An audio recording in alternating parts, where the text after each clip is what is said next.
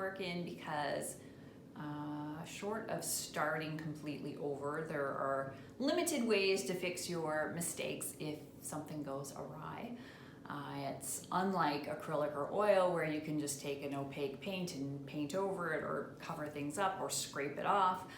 So it takes a lot of premeditative planning and thinking about the piece. I spend a lot of time just thinking about how I'm going to approach a painting and the step-by-step process that's needed to safeguard my lightest colors or any small detailed areas.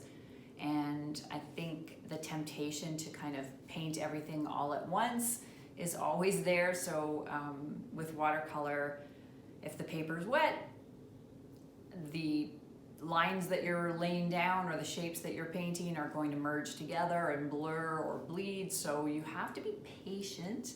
I use a hair dryer to speed things up because I'm incredibly impatient when it comes to just waiting around for certain areas to dry. So my hair dryer has been a huge asset for me.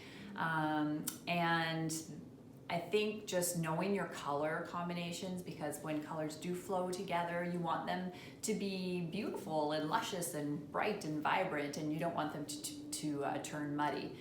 I think also with watercolor, it's important in order to avoid muddy results that you take a moment to make sure that the colors you're working with are compatible, and maybe do a little bit of color theory study.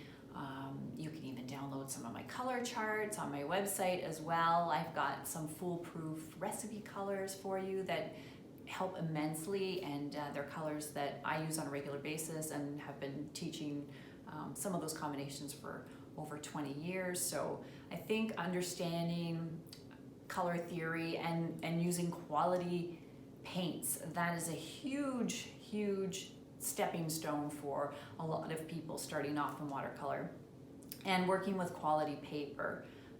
The big step for me as an artist when I first started with watercolor was when I bought my first sheet of 100% rag or cotton paper, and I noticed just a massive difference in the way that the paper accepted the paint and moved the paint, the way it stains, and even the liftability. So when I am making corrections, it makes it a lot easier.